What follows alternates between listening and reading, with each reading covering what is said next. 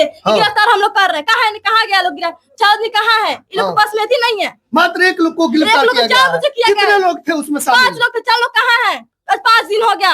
युवराज को 5 दिन हो गया। इंसाफ दिखाने के लिए किया गया है कि लोग देखे कि गिरफ्तार किया गया है। हम लोग के अंदर गाँव लोग मत बोलिए, मीडिया को मत बोलिए। छोटी थी वो। हाँ, आपसे छोटी थी। बेटी हमको ये बताओ कि क्या हुआ? मैंने प्रीति मैडम आई है, एसपी साहब से क्वेश्चन किया। प्रीति मैडम बोलिए इनके लिए बोलिए जो भाषण दे रहे बाहर ना, वो खाने के लिए पूछने नहीं आते हैं कि आप लोग ना सिर्फ हम पे विश्वास करिए, हम लोग इंसाफ दिलवाएंगे, हम लोग ये करेंगे वो करेंगे कि गाँव लोग नहीं बताइए। पूरे बिहार की जनता, देश की जनता को हम बताना चाह रहे हैं कि अभी सारण एसपी अपने दल बल के साथ पहुंचा था। घटना 11 तारीख के 3 बजे की है।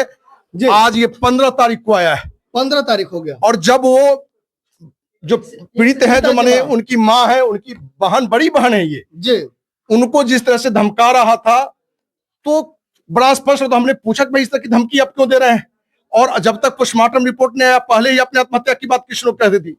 हमने कायर एसपी से पूछा कि क्या ये कायरता नहीं है कि क्या सीएम नीतीश और गृह मंत्री के इशारे पर ये जांच को प्रभावित किया जा रहा है? क्या लग रहा है मामले को दबाया जा रहा है? क्या मामले को पूरी तरह से साफ किया जा रहा है और ये पूरी सीएम नीतीश, गृह मंत्री और डीजीपी के इशारे पर हो रहा है कि आप देखे होंगे कि एसपी किस कायर की तरफ आया और किस तरह से पीड़ित की मां और बहन को डराने का प्रयास कर रहा है। आप लोगों को अकेले में समझाया जा रहा है?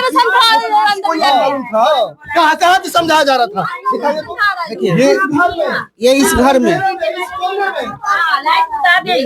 मैं प्रीति मैडम सर किसी द्वार पर जन बोल रहे खाने के लिए देगा नहीं देगा, किसी से आप लोग कुछ मत बोलिए। हम है ना, कौन आ रहा है किसी चीज से बात मत कीजिए। कोई चिंता नहीं, बताइए था हमारा मन बेटी गया तो हम जनता समाज भी न्याय दिलाएगा। रिपोर्ट भी चेंज कर दिया। क्या रिपोर्ट चेंज किया है? अरे हम चिराई घर में हम बॉडी लेके गए, उसका भी रिपोर्ट, वहाँ भी धमकी भी दिए हैं। वहाँ हम धमकी भी दिए हैं, चौकीदार के भी बोले हैं चौकीदार हमारा रिपोर्ट नहीं चेंज होना चाहिए, हमारा जो रिपोर्ट आएगा तो हमको सही बताइए।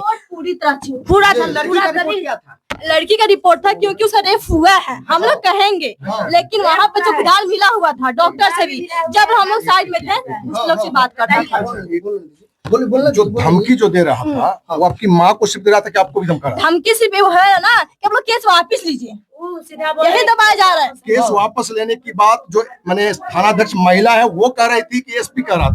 एसपी ने तो घर वाला कह रहा है लोग, क्योंकि हम जो थे तो हमें वो पहचान नहीं सके और हम सामने देख रहे थे कि पूरी तरह से धमकी का प्रयास। वो गाँव क्यों रोकना चाह रहे हैं? गाँव क्यों रोकना चाह रहे हैं? हम इस रूम में लाइट बंद कर क्यों समझा रहे हैं? बताना ये भी चाह रहे हैं समझा रहा है लोग। जहाँ शुरुआत में हमारे कहने पर वीडियो रिकॉर्डिंग भी किया जा रहा था अंदर में, लेकिन हमारे सामने ही मोबाइल का चेक इन होता है, वीडियो रिकॉर्डिंग बंद करके अंदर लाके एसओचओ महिला पूरा बात पूछिए। लाइट क्यों बंद करके ये किया गया? लाइट बंद कर क्योंकि हमारे कहने पर वीडियो रिकॉर्डिंग भी हो रहा था जी, और वीडियो रिकॉर्डिंग होने के कारण उनको जैसे ही लगा तो उनको ये नहीं पता था कि भाई अखिल भारतीय अपराधी मोर्चा के राष्ट्रीय अध्यक्ष धनोज सिंह राठौड़।